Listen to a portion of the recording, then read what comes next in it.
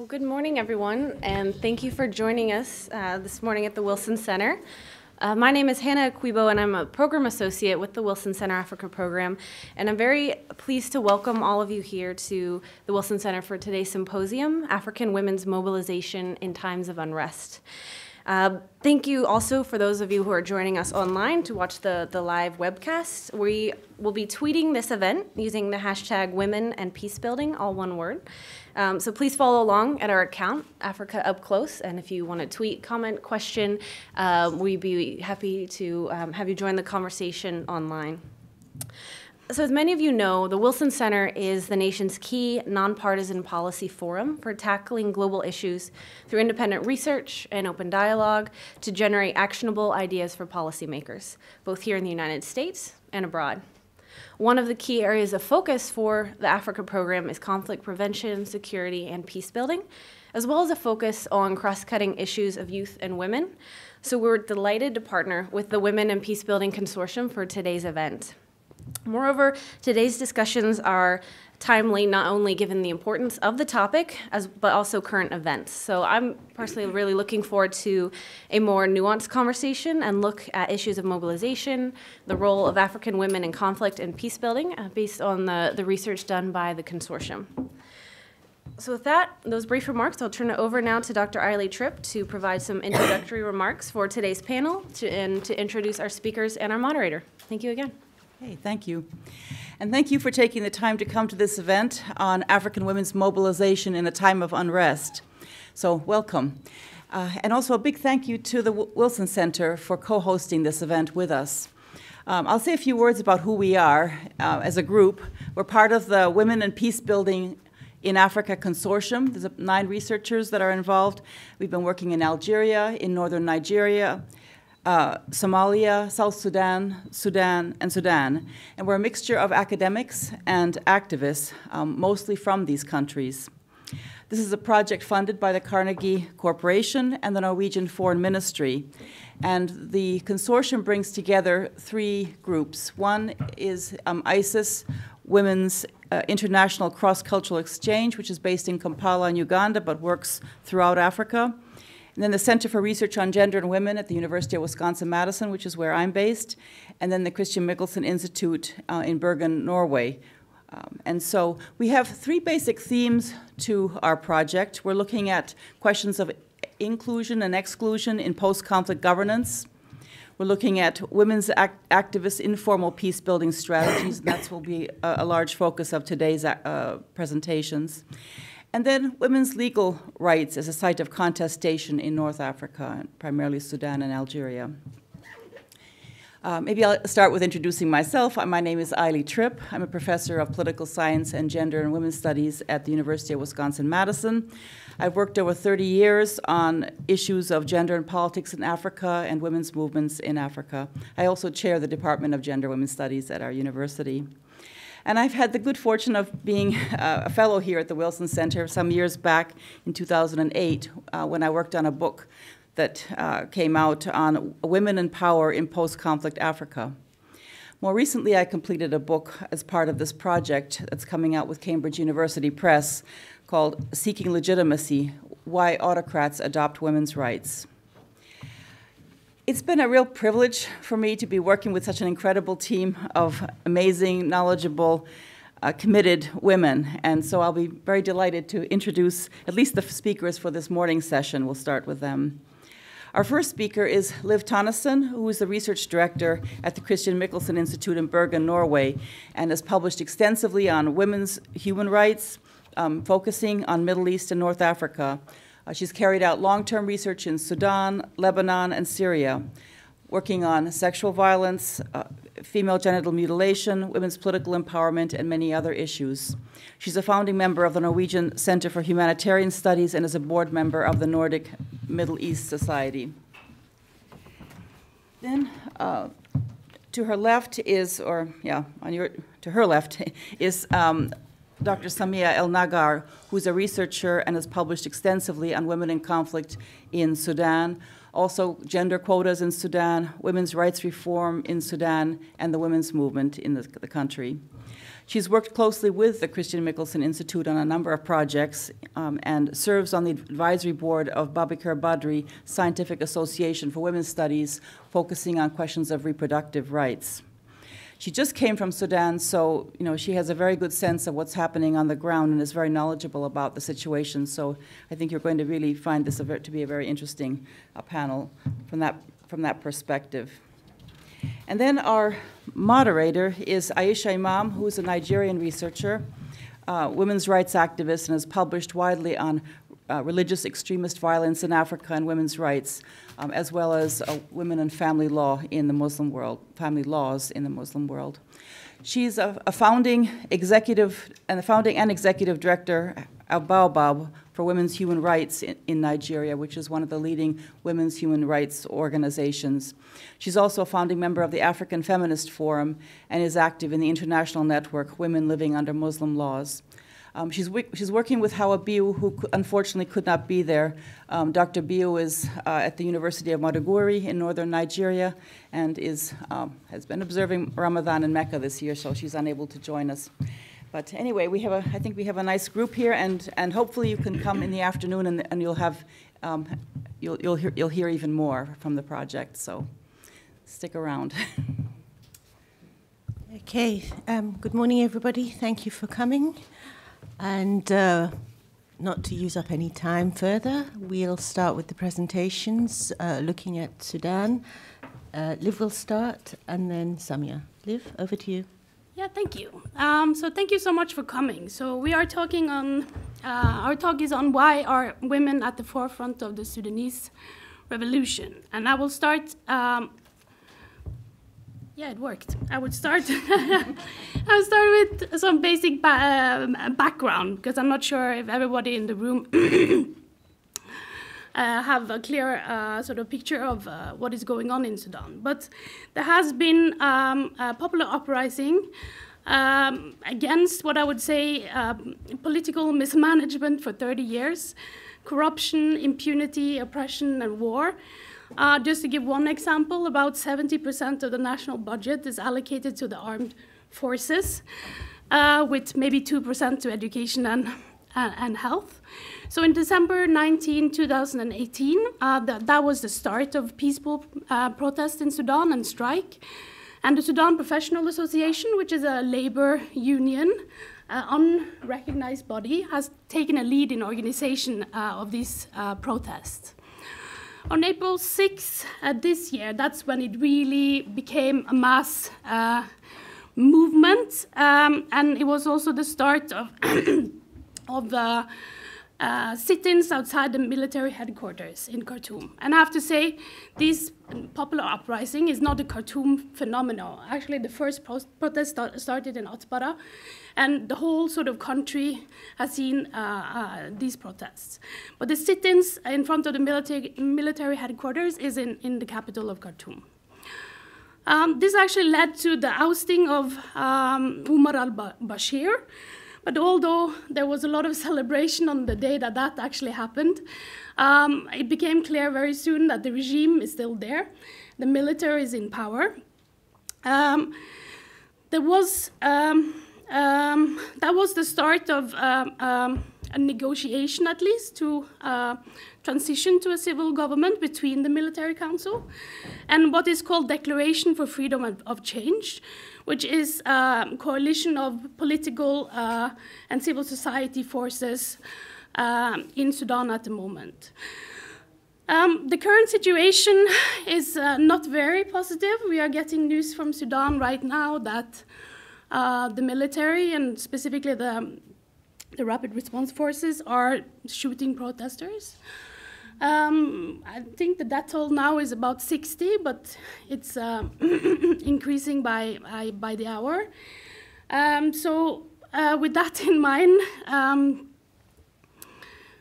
we will go to the main topic of this talk. So we base, this presentation is based on 64 interviews with female protesters in Sudan. And I'm not the one who have been carrying out these interviews. It's my research partner, Samuel Nagar. The argument we would like to make, because this is a very preliminary analysis that we are giving you today, is that women's participation in the revolution represents a peak of continued activism and opposition against this Islamist military state that started decades ago. So the way we're going to structure the talk is that I will say a bit about who the women are participating in the revolution and what roles they have taken. And Samia will go on to say, talk about the gendered risk and challenges they face, why they are participating, and what are the women's specific demands and initiatives.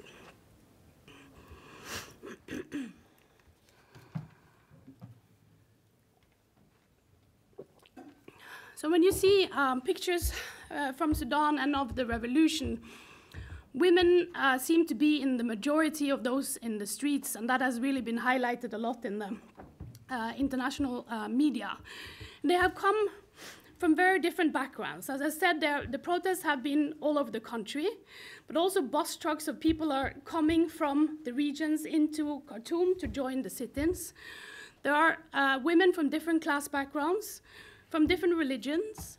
The Coptic women have been coming to the protests to shield Muslims while they're praying, for example. From all different education levels, like housewives are participating, as well as doctors and women of higher education. It's across ethnicity, and at one point, "We are all Darfur" became a slogan of the revolution. And across generation. Young women are probably in the majority, but all generations are represented. And I would say across political, ideological divides, and even the diaspora women are participating, not only by organizing protests outside of Sudan, but also through support and funding for the revolution inside Sudan. The only ones that are not participating are the Islamist women that were associated with the regime that are, I would say, in hiding at the moment. So what roles have women taken in the revolution? So women have played a role inside and outside of the streets. They have been part of the leadership of the Sudan Professional Association, which have taken the lead in organizing the protests. They have been engaged in the organization of the sit-in areas, everything from security of the gates to medical clinics, the organization of space and demonstrations, distribution of food and cleaning, electricity and plumbing. And they are doing this side by side with men. Whose phone is this? Oh God. How is that even possible? Sorry about that. And women have had a distinct role in the call for protest by unilateral. So if you can open the link now. The video? Yeah. Just to give an example of how that looked like. No sound. Very quiet. I think you have to click it here. There. Yeah.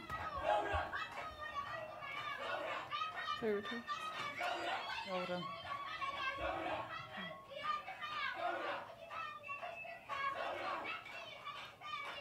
It's okay, yeah. So typically, like a protest in a neighborhood would start by a woman calling for protest like that. Yeah, I only get the revolution part of it. Yeah. Yeah, it's just a slogan against the regime, you see. We want them to go away, to fall down, to step down. And I would say that like women participate according to their ability. So some women are not in the streets, but they are still participating from their homes. So some have to be home because they have to take care of children. They are scared to go out. They are not allowed to go out. But they distribute, when they see that the protest is coming up, they would give sandwiches from their home. Sometimes they will hide protesters. They will give vinegar because of all it helps with the gas, the tear gas consequences. And also they have had a role in poetry and art. And the picture is from Ala Satir. She is a cartoonist, and she has painted a lot of images of women in the revolution. And this particular one is saying a woman's place is in the resistance. And then also a role that has been taken is in social media. And that's, of course, is not only women, but social media has been used as a platform to fight gendered stereotypes among peer protesters. For example, at one point, one of the slogans were that the president was a woman because he was weak. And social media campaigns actually managed to stop that. So women were saying, we can't say stuff like that, right? And it's particularly one example is this group, Waqt wa Nasu, There is Time, and these are its people. They have, it's a group that has been established specifically to fight these gendered stereotypes that have come out during the revolution. And now I'll give the word to Samia. Okay, hello and thank you. This is a very critical time for us, you see, because I keep receiving the number of people who are killed and the number of people who are hurt in the hospital. So it is really a sad time for me being part of the process. Continuing from what Liv said, women, they have been predominant in the demonstration, in the sit-in. And not only predominant, they have been in the front, leading the processions, leading the demonstrations. And this was noticeable, not only within Khartoum, but in other states, even in villages. You see, they have been there. Although they faced a lot of risk in the beginning of the demonstrations, because the security police were there, they are fully armed, they have whips, they specifically targeted women, because they want to let them, because they were predominant there, they want them to fear and to go back. And so they targeted them, beating them by whips, holding them and throwing them in the cars and taking them in the detentions. Women were arrested and then sexually abused. And this is specifically to not all the fear, not only for the women, but for the family. And they also, very common scene to see a soldier removing the hijab of the woman and cutting their hair. And also humiliating them, violating against them verbally. And some of these women, when they came, they were really in a very bad psychological situation. But despite that, when they are taken in detention, they managed to continue saying the slogans against the government. And they managed to send photos to us. And they were never afraid, you see, while they were in detention. And this is, you see, something which has really impressed even the Sudanese society, impressed even the men, because these are the women, and of all ages. It's not only, the majority are young women, but those who are taken in detention include old women, some 70 years old, from 17 years old to 70 years old. They were in detention. And some of them stayed for a whole month before they were released. And so it was really a very unique experience for women, but it is really a very bad situation. But this has not really stopped women going out, demonstration. They go out of the prison and they continue to go into the demonstration. In the interviews, we asked the women, what were the constraints for participating?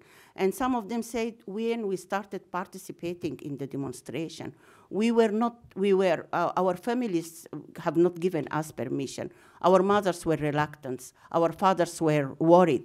But some of them started to go and participate secretly. They claim to go to the courses, they go to the universities, and then they participate in the demonstration. And some of them said after the first 2 or 3 times, we had to confront our families. We have to discuss with our mothers.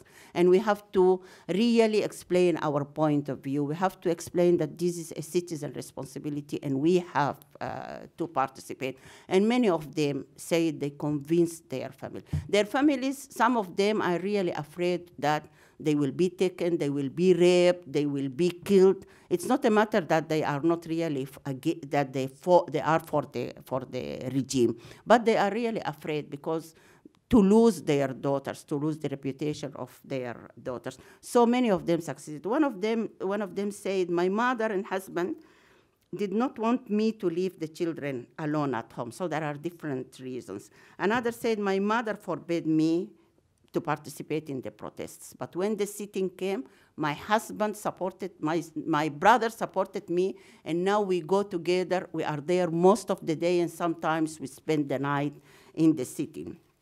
So what for us, this is, you see, it's not only participating in the public space, but pushing also a space within the private space in order to be more at the public space. And this is part of the change. Why are women participating? Most of them have put first the national agenda and say that we are participating in order to put the regime down. We are tired, we have economic difficulties, we want to leave, we want our families to leave, and we want our children to leave. Many of them stress that we want to hold the government, the leaders, the regime leaders accountable for Darfur, for the sexual violence in Darfur, for the sexual violence in South Kordofan and Blue Nile. Some say that we want really to have a reunion with South Sudan. They had different understanding for freedom, peace, and justice. And some of them say that the justice we want is that we want really to have all our rights. We want really to have freedom, freedom of choice. We want no guardianship from the family or from the state. But some of them say, few of them say that, yes, we want equality, we want freedom, but we are Muslims, and therefore we want equality in specific fields. We don't want equality. So they have different, there is diverse understanding of the freedom of the rights and this. Women in the uprising also had some achievements, and they have specific demands. The achievement is that many of them have come out to form groups, specifically young women, and they formed groups while discussing with them. They formed groups because they thought that the elder generation do not have the same feminist perspective as they want. They want freedom, they want full freedom, and they want feminism. And this is even reflected in the names of the organization which they form, like Noon organization. It is feminism, it stands for feminism, awareness, and struggle.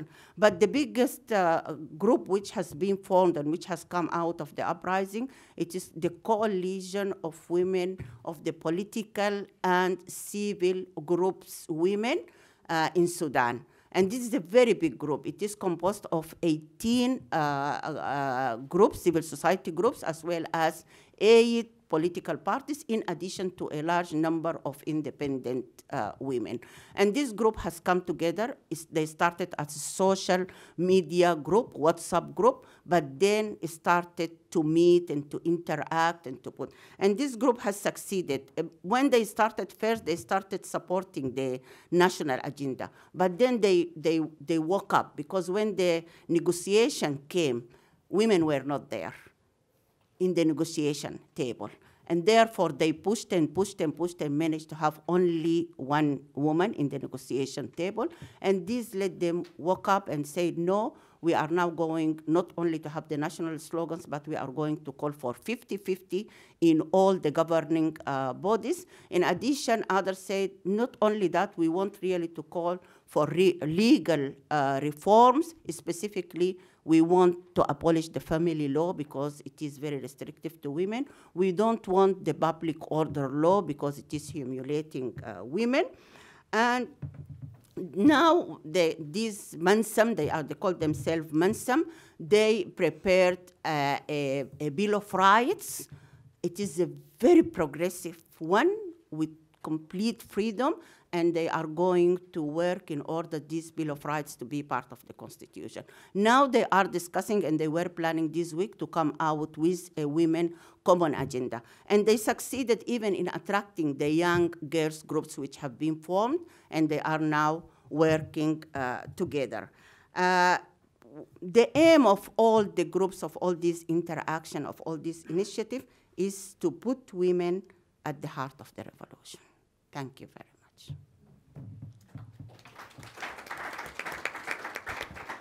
Okay. Thank you, Samia and Liv.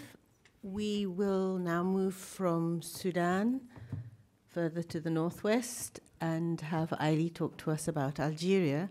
And then after that, we'll have a moderated question and answer session. So you also comments as you choose.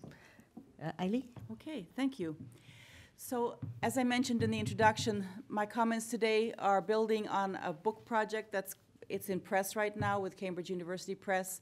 It's called Seeking Legitimacy: Why Arab Autocrats Adopt Women's Rights.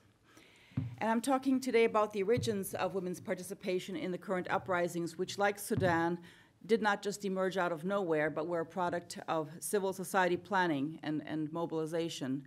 And women have played a central role in these processes.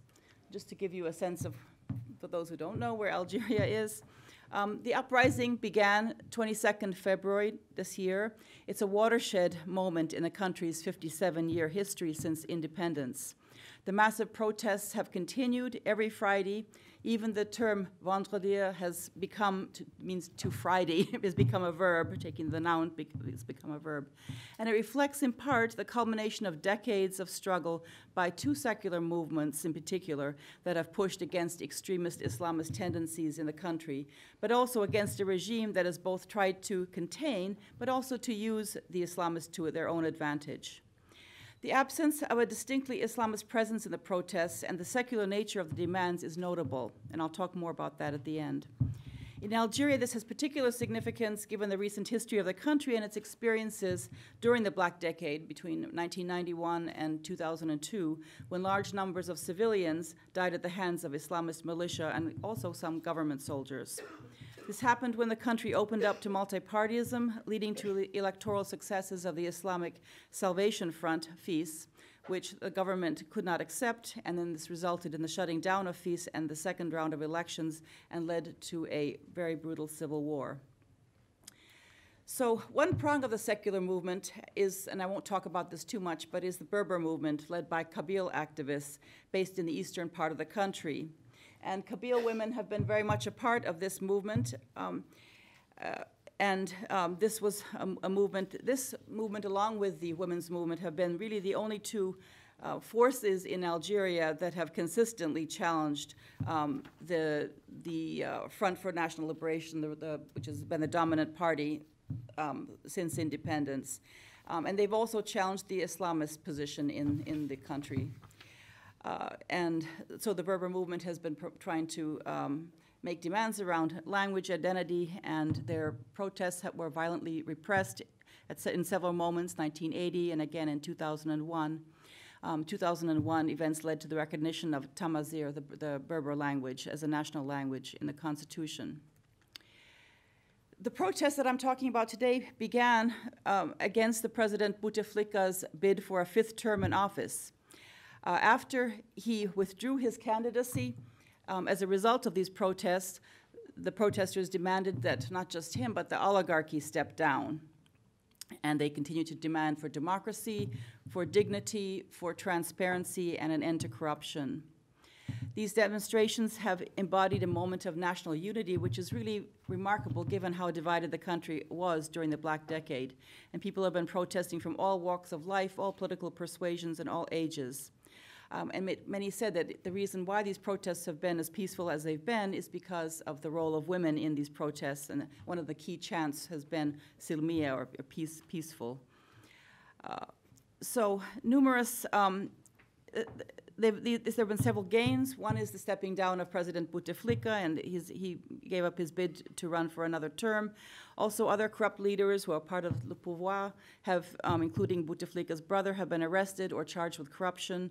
Yesterday, they announced that the new elections planned for July 4th will be canceled, and this paves the way for negotiations with civil society if the regime decides to go down that road.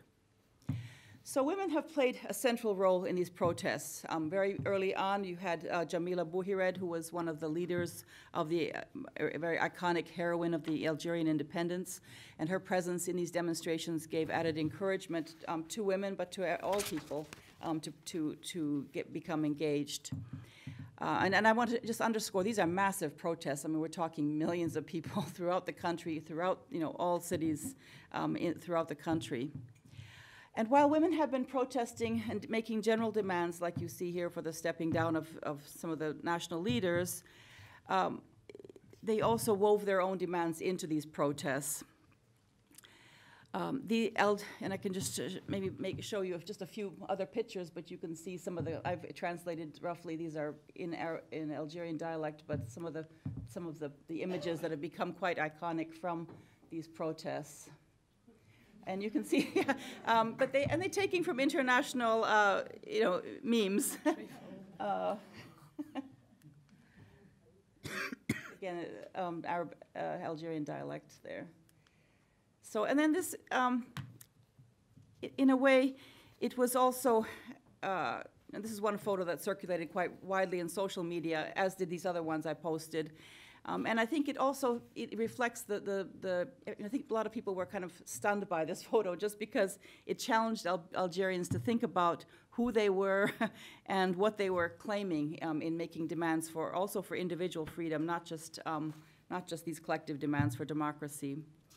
But for many women, what was important was that women were reclaiming political space as citizens, and they overcame en masse this enormous weight of fear in coming out in these hundreds of thousands every week. And like men, they were undaunted by riot, police, tear gas, and provocations. It was especially important in the context of the Black Decade when women were the first targeted by Islamist fighters, especially those who were teachers or those who didn't veil or those who ran businesses, those who drove cars and engaged in the public sphere.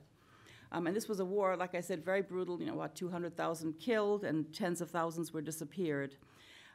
One woman said, women, in the interviews I did, women mobilized, they protested, they were in the vanguard in confronting the Islamists. Indeed, they played a big role and gained the respect of everyone, including those in power. As another activist said to me, we had nothing to lose. We had absolutely no other choice than to protest. So this movement that we're seeing now today is a product of three different forms of mobilization, secular activism that we've seen. There's a major network, three networks actually. There's a Confederation of Algerian Trade Unions, Civil Forum for a Change, and then the largest one, the Civil Society Collective for Democratic Transition.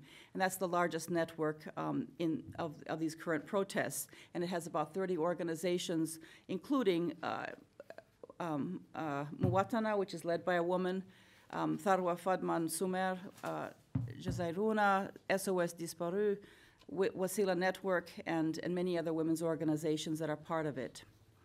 The first group are organizations like Jazairuna, which was established in '96 by women whose families had been targeted by Islamist terrorism. And they've been protesting since then the Charter for Peace and National Reconciliation that was signed in 2006, in which the government promised to forgive and forget all crimes committed during the Black Decade, which was basically a statement of allowing impunity. And so there was never any kind of truth and reconciliation process, and so the crimes were just swept under the rug. And so as one woman said, Mariam Belkaid, one activist said, transitional justice is one of the goals of our uprising. It does not necessarily appear explicitly in our slogans, but that's basically what we all want. We have already begun our reconciliation by going out on the streets of the country every Friday, communicating and looking at each other again in the eye. So that's one form of activism. Another one is this a second type of mobilization, which was evident in the March 8th International Women's Day protests, came out of a tradition of fighting for legislative reform, demands around reform for the family law, around quotas for women in politics, and violence against women legislation.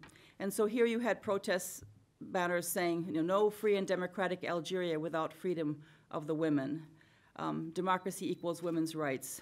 No to a religious state, no to applying Sharia, no to Islamist rule, and no to fundamentalist colonization.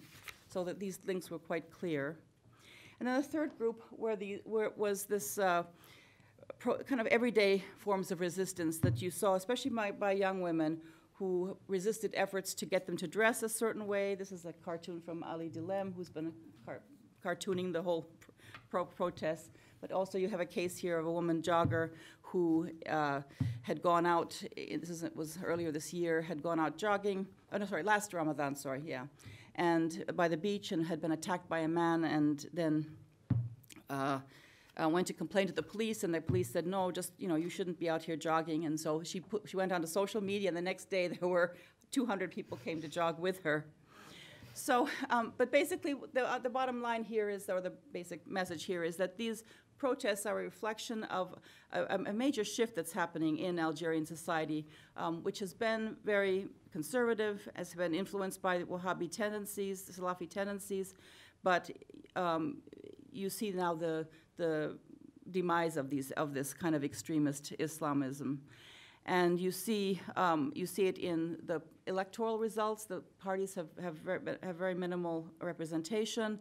You see it in the earlier on in the very few went from Algeria to fight with Daesh in Syria, Iraq.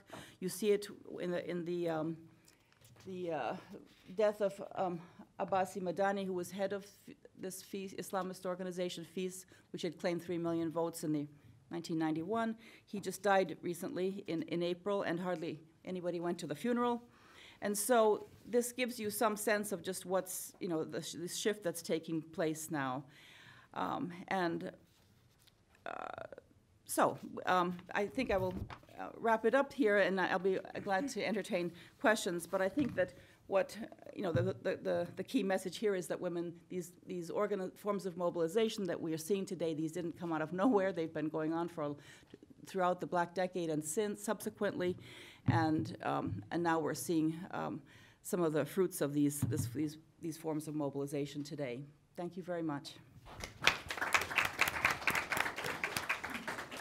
Thank you, Eileen. It's hard for all of us because we have so much that we want to talk to you about in so little time. So now's your time to comment, to raise questions, raise issues. I don't know you, so I'm going to have to ask you to raise your hands, and I may identify you by your dress. So first of all, the woman sitting on this side. So, yes. Thank you. There is... I understood that the program assistants were going to be bringing the microphone in the back, around. And then Ian, will you grab the second one? Could they identify themselves? The people? Yeah, and please go ahead and identify yourself and if you have an affiliation for your question. Yeah. Yes, it's coming right now. This is going to be publicly audio recorded. available.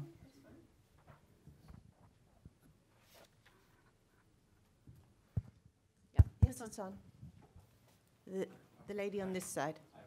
Please raise your hands throughout, and I'll try and make a note. First, it's a pleasure to meet all of you. I wish I could talk to each one of you for at least an hour. My name is Mindy Reiser. I'm vice president of an NGO called Global Peace Services USA, and I'd be happy to talk about all the things we've done for the past 20 years, and we have a project in mind for Africa. I wanted to ask, I have been to Algeria a long time ago. I'm curious about the relationships in this struggle between women who are avowedly secular and women who cherish their Islamic heritage and are observant, and not extreme, that's a slippery word. But how are the discussions proceeding? Are they sharing collaboration strategies? I'm just interested in this interchange because there are different life orientations and different life trajectories. I would like to take a couple of questions around and then let the panel respond. Is there anybody? Yes, over there. Thank you. My name is Sarah Collins. I work for the Congressional Research Service. My question is about something you said, Dr. Ali, about women being one of the first targets in the Black Decade. I was wondering if you could speak about just sort of the data that supports that statement and yeah, just any more figures you could throw at us if you have them. Thank you. The gentleman next to her. Thank you. I'm Leon Weintraub, a retired member of the Foreign Service. I'd like to ask about the activities in Sudan. It seems like the situation, as you described it, is ripe for those in power to accuse the unrest or to blame the unrest on outside interference, a typical strategy of regime under stress. You haven't mentioned that. I wonder if that features in the pushback you're getting, that somehow these ideas that are being promoted are not indigenous to Sudan and they represent external influences. Thank you. The gentleman over here. And then after that, we'll let them respond and then take another round. Mo Ahmed, I am with NDI. My question also builds on the gentleman's point. Outside influence for both Algeria and Sudan. We know that the protests have not only been affected by domestic actors or anything else. After all, there are proxy interests in both countries, and they're outsiders who have more influence rather than even the protests themselves. How can the international community, if we want to frame it broadly, think about a way to mitigate, the risks of those actors kind of getting involved in there and seeing the country going towards, what we see in Libya or Syria or other places? How can we kind of mitigate that? Okay, thank you. Aili, do you want to start this time? Sure. So the first question was about the role of the secular women and Islamic women in general. And I mean, there's been a very, very, how do I say it? A very sharp divide between the secular women and the not Islamic women in general, but Islamist extremists, and so what you saw in these protests, which I think speaks to just this very point, is that you have everybody there. I mean, people who are secular, people who are very devout religious women. Everybody's involved. But what was shunned and what's been targeted are these people who had been responsible in the 90s for some of this violence and promoting that kind of an ideology around violence. And so you saw, for example, there were some Islamists who came then to these demonstrations, but mostly on the outskirts of various cities, not at the center of these protests, calling instead of calling for a free and democratic Algeria, they're calling for a free and Islamic Algeria. And they would be then driven out by the protesters. There was an International Women's Day. One of the Islamic Party's president, Abdel Razak Makri, was condemned by protesters. Another Islamist leader, Abdallah Jabala, who's another party leader, was thrown out of a demonstration by protesters. So and the people were also very scorned the statements by the regime that if you continue these marches, we're going to end up in a Syria-type situation. Everybody just scoffed at that. And it's because I think that there's this realization that these Islamist extremists don't have the power that they used to have, and that there isn't that worry. And I think also seeing that everybody was there. I mean, it was people who were all different, religious, non-religious, and so on, all together in this national moment. So that I think that speaks to kind of how things have changed in Algeria and how anyway, it's a different moment in its history. In terms of the the data was, you were asking about the Black Decade. I mean, that's part of the problem with this charter in 2006 and everything being swept under the rug. Nobody studies this, nobody knows it. People know it. I mean, I did interviews. People have done, Karima Bernoun has written a book about this issue. There are people who've written, I mean, there's lots of anecdotal studies, but we don't really have good numbers. We just roughly know about 200,000 were killed, but we don't know, everything about that. And they still keep finding mass graves, and people don't identify the bodies and so on. So this is the problem when you don't have any kind of accounting for what happened. And it's incredibly painful for people to go on and not have this knowledge. So, yeah.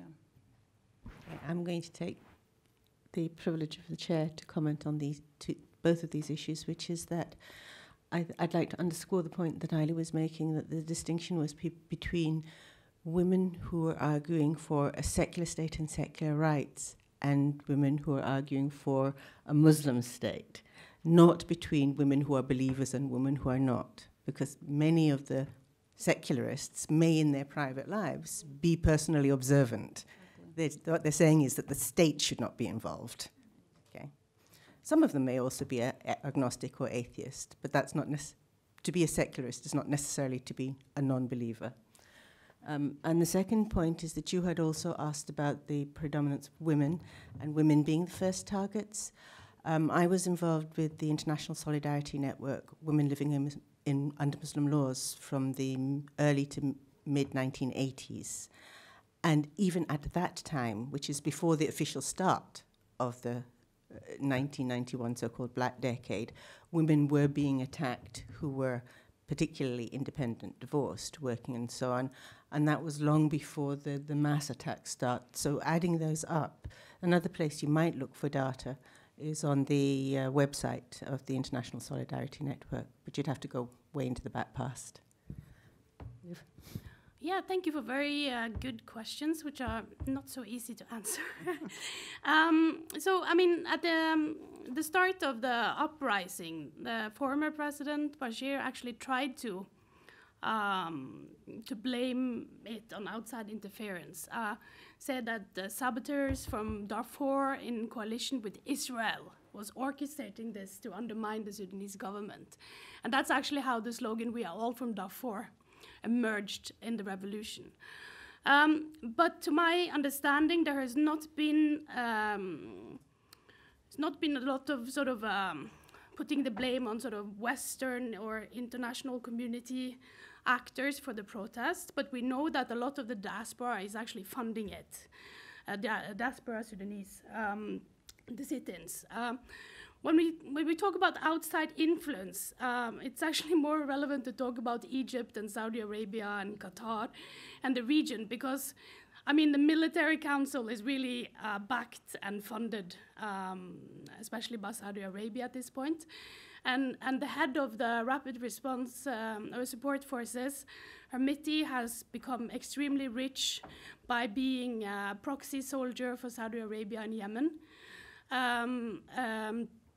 He has also been one of those that have received quite a lot of aid from the European emergency funds that Europe has given to Sudan as aid in order to control their borders so that it will stop migration to Europe. So they have got top-notch equipment to monitor the borders, which of course has been used to suppress Sudanese citizens. So, I mean, if you talk, this massacre that we are seeing now came a day after the military council had meetings with Egypt and Saudi Arabia. And Egypt is now heading the African Union. And Sisi do not want democracy in the region.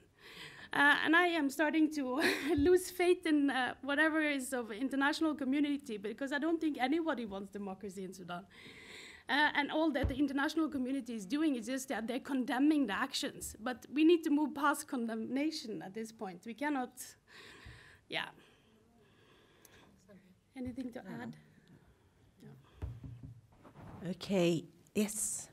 Hi, my name is Christiana, and I'm microphone, please. Oh, sorry. Thank you guys so much for your speech. I'm from Sierra Leone, and I'm really interested in, Dr. Nagar, what you talked about in terms of Sudanese women using this opportunity to also advocate for legal rights. And I'm wondering if you could speak a little bit to the strategies they're using, whether they're looking at international documents such as the CEDAW and the Maputo Protocol, or is this more a locally focused initiative? Yes, go ahead.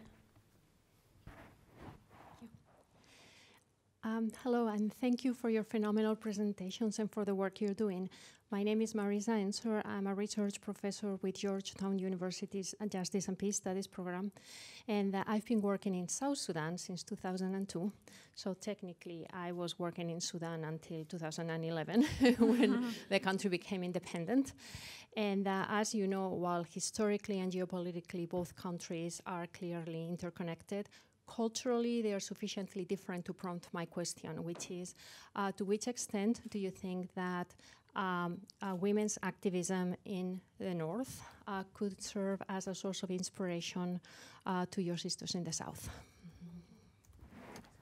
Whilst I'm waiting for somebody else to raise their hands, just to point out, this afternoon we will have similar presentations on work in South Sudan, in Nigeria, and in Somalia. You might want to put your question again this afternoon. Anybody else would like to make a comment or raise a question?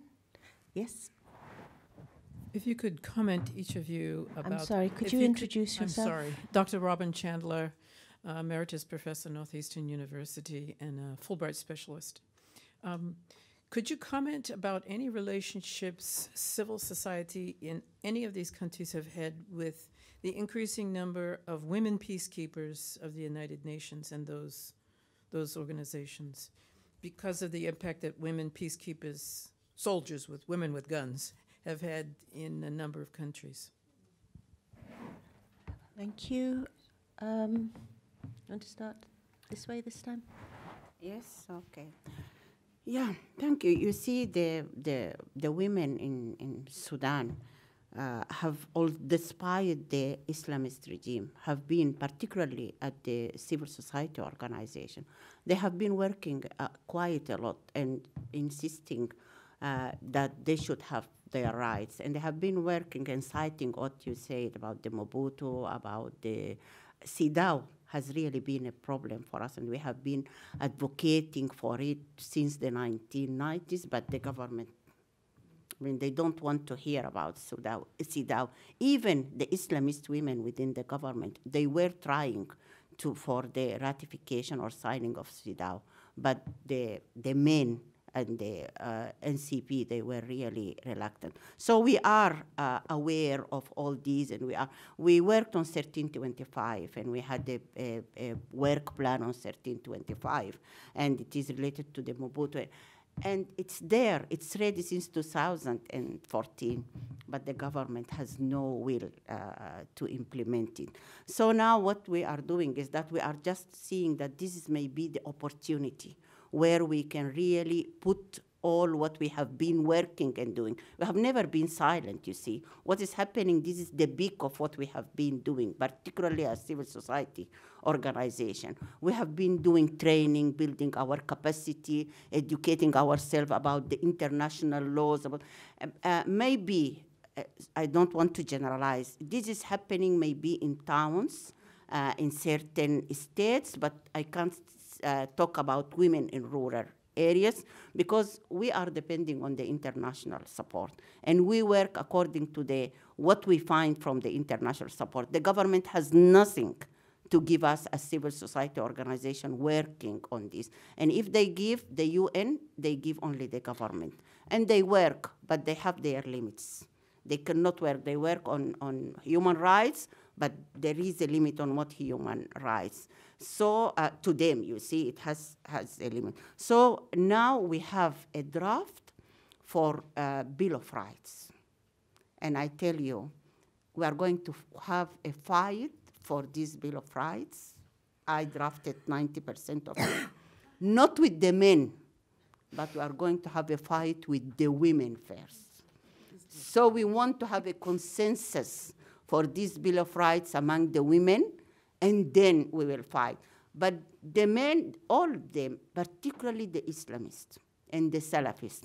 So we are saying that our revolution will start after this uprising. We have to continue, you see, because we are going to have a very difficult time, and we think that this is our opportunity. If we don't take it, we will never have it. And I'm happy that there are now very strong young women, much stronger than us, the older generation. And that is why now they are forming their own organization. They are saying, you, old generation, you have not been very strong in order to put all the rights on the table. And you have been very, conservative. You are considering the environment. You are considering specific tactics to move. The young generation who are leading the protests, they want to go. They want to put everything. They are even asking for sexual identity rights. You see? And this is in Sudan. It is a problem. So we are really, we hope, still, although we are in a very difficult situation, but we're still hoping that we are not going back. You see? Despite the killing, I called in the morning, my neighborhood, the bullets are heard and this, but we are not going back. We will continue, definitely. But I want to note one thing. What our success has been, and that is in the uprising, our contact with the women in the diaspora. They have been very supportive.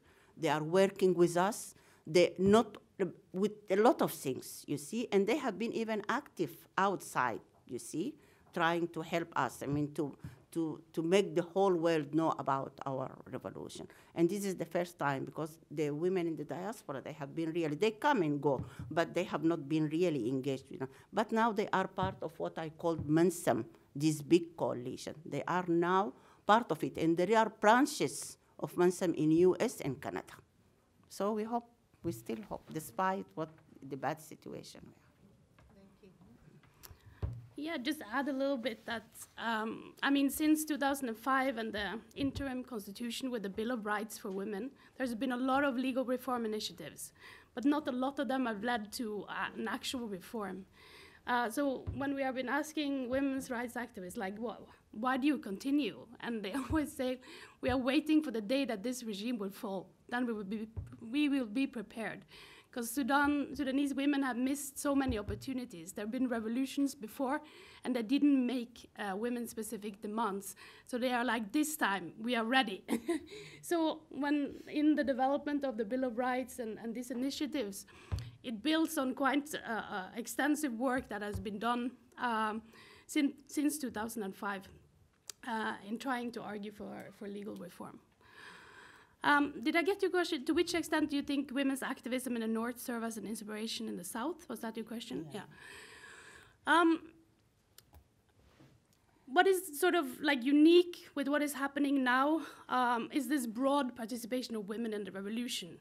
But that actually represents, to some extent, the break with the history. Because if you look at the history of the women's movement in Sudan, it has been quite elitist and quite exclusionary for all regions, including South Sudanese, into that movement. So in that sense, I hope it's not an inspiration if you're looking historically. But if you're looking presently at what is happening now, I hope that could be an inspiration for women's rights activists everywhere. But we also need to be careful. Like we are at the point where they have a common enemy, but they are still has a history of being quite fragmented, and there's a lot to be work to be done. Like. For Zamia and others in trying to find sort of a common agenda among different women's groups, because there are, like also our interview data reflect, really different conceptions of what gender justice means. And they're not really, what do you call it, a consensus of what type of family law they want, or, so still a lot of work to be done. I don't want to put you on the spot, Jacqueline, but I would like to have your take on inspiration, non-inspiration. Jacqueline is from South Sudan. So. Thank you very much. In terms of the inspiration, I think the South Sudanese women, they stand with the Sudanese women in solidarity. And for us, we believe that if Sudan has changed, South Sudan will change. Because the two are twins. And bad things in Sudan will be reflected in South Sudan. And for us in South Sudan, I think one of the fears is that there are no tear gas, there are no rubber bullets. And I think this has been confirmed by the Minister of Information when he was scaring people like, you come to the streets, we don't have, you know, we have only live bullets. And our inspiration is that as the Sudanese were doing demonstrations, South Sudanese had been having peaceful marches, prayers, and pushing for the parties to start implementing the agreement. And I think the strategy we are taking is that we have the 35% representation which is guaranteed in the agreement. How do we make it effective such that we put women who have substance and women who can make the reforms that we want? And learning from the Sudanese women, I think South Sudanese women have become resilient. And one thing is that the men have never come to the streets to demonstrate about bad issues that are happening in South Sudan, nor have they even spoke out about some of the issues when they are in South Sudan. But the South Sudanese women in every forum, they are vocal. And they could say of what is happening to them without fear. And I think that's one of the inspiration that we get, like, you have to get it and speak it by yourself. Yeah. And we are monitoring the Sudanese situation closely. Thank you, Jacqueline. The lady in pink at the end. Thank you. My name is Naziha Omar. I'm working in Alexandria Public School. My questions for both of you, and about, I think that the main reason for the general women to be involved in this issue is a religious issue, because most of them, they don't have the power to resist what the religion put for them to fight for their rights, because they have a limited rights. And how are you going to solve this problem and to let them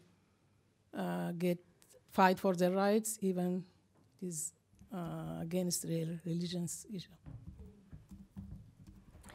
Thank you. Am I seeing any other hands raised? Preferably somebody who hasn't commented before, but if not, we'll give you another chance. Yes, go ahead. My question is a little bit general. It has to do with the continent. We hear everybody's talking about the youth bulge that's looming. And Africa in 2030 is going to be the youngest continent in the world with 1.7 billion people approximately. Depends on what projections you get or what source it is. Now I know there's a big focus on youth development and focusing on youth and Africa Agenda 2030 and beyond. How can we sink in all these efforts so that youth and women are equally, I mean, they're partly marginalized, but women are more marginalized than young people right now in terms of political participation. If the goal is to get both groups to participate effectively, and we know most political parties, as trends tell us, will be run by young people, men and women, how can we kind of sync all those efforts so that the collective kind of effort in terms of trends to achieve whatever goals we want to achieve? Thank you. Are there any other comments or questions for now? No, in that case. Oh, yes, please. Go ahead. You would respond to my earlier question about peacekeepers. Ah, yes, of course. Women peacekeepers. I mean, there aren't any, there were never were any in Algeria. So I think that it might be better to ask that question this afternoon when we talk about Somalia and South Sudan. Yeah, I don't have any knowledge of any incidents of that in Sudan as well. So, It's just for general purposes, they're both uniformed as well as civilian peacekeepers. So it's important to know that in situations like this, they may be available, at least for safety and protection. That's the only reason I asked. Yeah, but the UN didn't have the UN didn't have an on-the-ground presence in Algeria, so that's not relevant.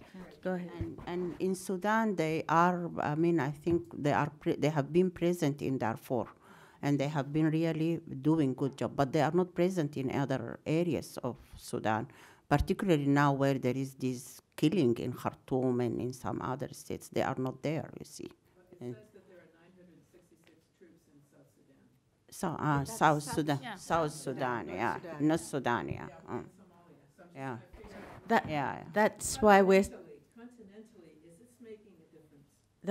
suggesting that if this question is put this afternoon, which is when we're discussing South Sudan and Somalia. But go ahead, Helen. Okay, thank you very much. And I think speaking broadly and then speaking about peacekeeping in Africa, I'll be talking from the experience from DRC and South Sudan as well. I'm not sure how much difference they are making. Because when it comes to what is happening right now in Sudan, you'll find the peacekeepers saying they are just observers. They are not going to stop anything happening. It's just like they allow people to be raped and they say they are not supposed to do anything. So we have them, yes, but they are not effective in terms of stopping violence, in terms of protecting women. They are just there symbolically. So I don't know the level of effectiveness you want to measure, but if it is in terms of protecting women, we've not found them very useful because they also have their mandate is a bit limited, it's not well defined. So you find, but what we see is a lot of resources have been put in place to have these people on ground. So you find them with their large vehicles, with their blue uniforms and blue helmets, driving around conflict cities, but people are still being killed. So we are not, so in terms of protection, no. But in terms of making sure that the government in place remains, probably yes. So maybe useful for the government, but not to the citizens. That would be mine. Yeah. And I don't know, having women in those positions have also not made any much difference either. There's an argument that because when women are there, they wouldn't commit sexual violence, which is true, but the men who work with them continue to commit sexual violence. So there could be a reduction if there are more women, but it doesn't prevent it from happening. Yeah. So, does that help a bit? Okay, so your question was whether religion stands in the way for women to fight for their rights. I would say that, where do I begin? I mean, it's a very difficult question. I mean, I perceive the protests as extremely anti-Islamist. They're so angry with this regime. But what they're saying is not away with Islam. They're saying this is not, what they are doing is not Islam, right? They're not necessarily, like you are saying, you could not believing in Islam. And I think there are people of diverse backgrounds, so there are diverse conceptions about what role Islam should play in the state. So I would say perhaps a minority, and especially among young people, would say that we want the complete separation. But we know that if we get the transition to a civil government, most of the political parties would say that you need Islam as part of the state to some extent. But I wouldn't say that it's Islam stands away in the way of women fighting for their rights. If you look to Morocco, they managed one of the most progressive family law reforms in Africa, but within the frame of Islam. So I wouldn't say that is a backstopper, but there are definitely an Islamist sort of very orthodox interpretation of Islam definitely would not lead to a progressive family law in the country. That was probably not very structured, but yeah. Okay. I want to answer. Okay, this is a very difficult question, and we have been discussing it. Now, specifically when we prepared the Bill of Rights, and we are expecting, you see, the problem is that the Islamists who were governing us were politicizing Islam and basing all our rights, particularly the women's rights, because we were the emblem of the Islamic State. And therefore, they based most of the laws on very, very conservative interpretation of Islam, because there are different types of Islam. Now the forces of freedom and change in their basic documents, they are saying we want the separation of religion from the state. So they are against the politicization of religion. But I want to tell you one thing, this is going to be very difficult because we have several political parties who are headed by who are sectoral parties, and they are headed by also religious men who may fear that they will lose their political positions if they agree to separate. But still, I think if you see the youth, the young people, many of them, young men and young women, as well as the women, they don't want really this conservative interpretation of Islam to be the reference for the law. And this is what will help us, to push. And if we have a civil government for the coming 3 years or 4 years, our hope is to push, you see. At least we don't want these restrictive laws. We know that we have limits. For example, now, since 2009, some civil society organizations prepared a very progressive family law, very progressive. But still, according to our analysis, it reflects Islam, you see. And we as activists, we are also different. To what extent we are going really to have at least some restriction in the family law. And some of us in the last few months were saying, let us have a civil family law. We don't want it to be based on Islam. But this is going to be very difficult, and therefore we have really to have some tactics. For example, for me personally, if I am given the responsibility for drafting a law, I would take out polygamy. I would restrict polygamy. You see, this is one thing. Nobody will agree, but nobody will agree to it. But this is what some activists want, you see.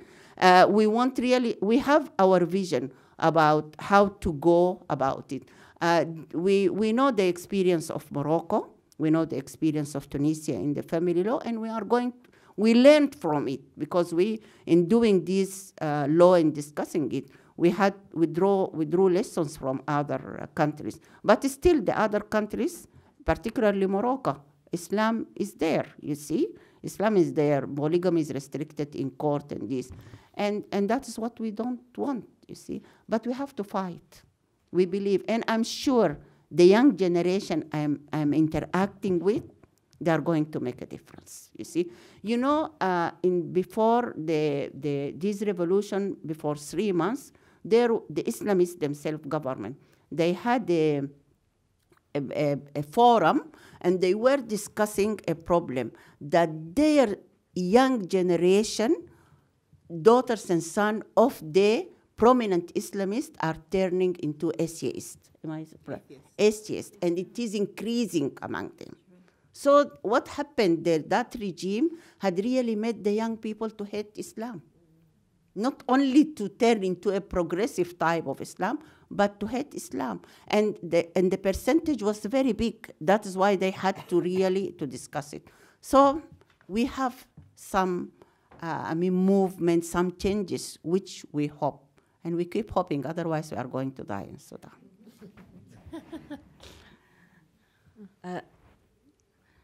Ali, did you want to say anything? Because if not, I'm going to say something. You didn't answer the youth question. I was going to talk about. Okay. I also.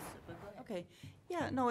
It's very visible. If you look at the demonstrations, it's large numbers of young people are engaged in them, and clearly this is their moment, and they're making their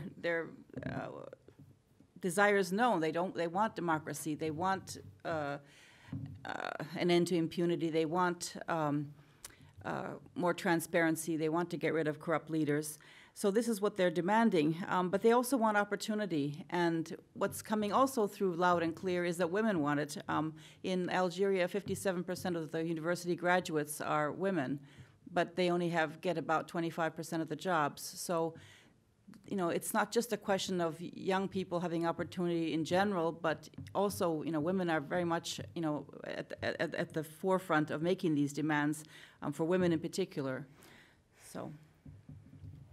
Okay, I wanted to weigh in both on the question of Islam and women's rights and broaden it a bit based on experiences of struggles in other Muslim contexts. And one is that I think Samia and Liv both alluded to it. The question is, whose Islam? Mm-hmm. Okay, there is an unfortunate tendency to say the Sharia or Islam as if there was an uncontested idea of what that consists of. But there isn't, and there never has been.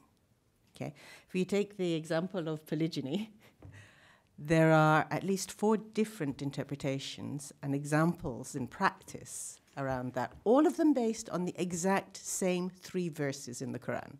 Okay, one says that women can and men can go ahead and marry up to 4 women as they choose. Okay, and that's very dominant in northern Nigeria, for example.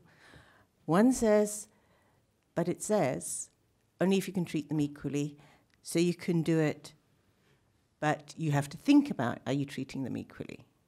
But it's still a man's choice. That's very common also. One says, you can do it, but since you're supposed to treat them equally, you can only do it with the permission of the existing wives. Okay, I forget where that is, but it is legislated, Morocco, thank you. Yeah, Algeria. And one says, since the following verse says, but that is not possible, in fact, you cannot have more than one wife.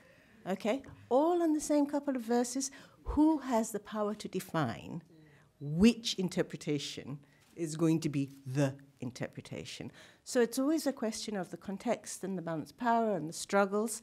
And so some people say, look, the weight of power is so much, we don't think we can get it that way. We've got to go completely the secular route. And some people say, no, because we define ourselves as Muslims, we do want to have the rights and we want to change the balance of power in defining the discourses. Okay, so there's a whole history, there's a whole tradition now of feminist ijtihad, or rethinking of Muslim discourses.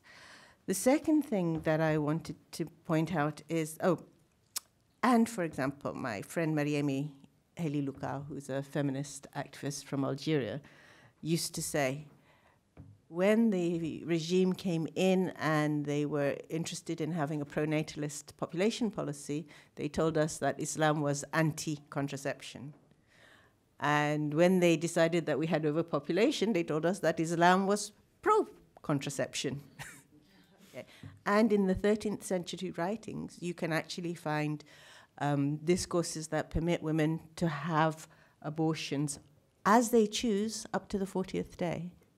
Okay, including in one particular case, for the fear that if she fears her beauty might be spoiled, you know. 13th century that was.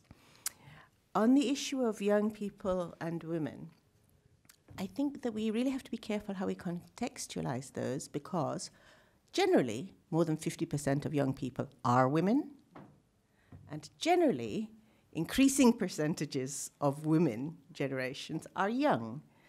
So in part, both the women's movement and the youth movement needs to pay attention to age hierarchies and age discussions amongst generations and with generations and validating and valuing each other.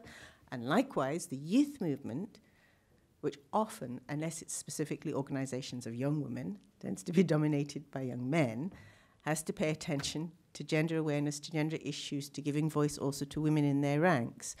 And it seems to me if we can do that on those both sides, we move a long way to pushing what is in fact 3/4 of the population in total. So, anybody else? Oh, go ahead. Some people are really shy, no? This again is one of these large questions, but I'm curious, at least in terms of the 2 countries we've been focusing on, Algeria and Sudan, and the demands and hopes and wishes of the women who've been mobilized. I'm interested in the public school systems there and the curricula and what input people are trying to make in what is taught. And I know very well there are various traditions within Islam, very intense discussions about what texts mean and interpretations over centuries. But I'd be very interested to know something about what people are thinking about in terms of redefining curricula in at least the public school systems in these two countries, and I really know nothing about this at all. I'll answer you very briefly. This, you see, whenever we discuss even women issues or any issues, the first thing we say, let us give priority to education curricula. This has to be changed, you see, totally, because what the Islamists did is that they tried to even to change the history, you see, to change the history and to really to set up the mind of these children in a particular way. So simply this is our priority. Now the leaders of the forces of change, of freedom and change, this is a priority. Last week, before these killings, they had a workshop, a meeting, and they started discussing the issue of education. It is a priority for us. It has to be changed throughout all levels. Our concern is from the primary level. It has to be, even from the preschool. You see, they are starting to set the mind of children since preschool, you see. And that is why, if we want a change, the change has come through changing the curriculum of education. Otherwise, we will not be doing change. We will not sustain democracy, you see, because we have to teach citizenship, democracy, in this within the curriculum. Otherwise, soon we will have another military man coming and taking power again. So it's a priority. Thank you for the question, but this is really our priority. Yeah, I can't speak to the same kinds of issues in Algeria, but obviously educational institutions are incredibly powerful, and there's two ways in which they've shaped the current situation today. One was very early on in the 70s and 80s. Algeria didn't have enough teachers. They wanted to move away from the French system and Arabize it more. And so they got teachers from Egypt, and many of them were perhaps not very well educated themselves, and I think that the Egyptian government wanted to kind of maybe get rid of them a little bit, and a lot of them were members of the Muslim Brotherhood, and then there were some from Middle East who came in who were more Salafist in orientation, and so this really shaped a whole generation of students who were indoctrinated in some way into a kind of a more extreme form of Islam. And so that was one of the factors that gave rise to the popularity of FIS when they then emerged in the 90s. The other concern is what's happening today, that people, that whole black decade from 1991 to 2002, people do not know what happened. You go to the bookstores, they have very nice bookstores in Algiers, but it's the only things you read about historically are about the War of Independence. Nothing. It's just absent, and the school textbooks are absent on the black decade. Nobody knows what happened, and you have a generation growing up, and there's these tensions in society, but you don't know where they came from. And so that lack of knowledge is really crippling. Thank you. Okay, I think that brings us to the end of this session. Thank you for your questions and for the discussion. Well, no, thank you. Thank you again to our panelists for their insightful remarks, for Dr. Imam for your expert moderation. So we'll take a break now and resume here in the same room for panel 2 at 1:30, which I think you guys got a great teaser for with some of the questions. But panel 2 is entitled Women's Activist Informal Peacebuilding Strategy. So again, I very much hope that you'll come back to join us at 1:30. If you are staying in the center, there's a cafeteria upstairs if you'd like to get lunch. There's a lot of restaurants walking distance, as I'm sure most of you know. So please join me in thanking our speakers.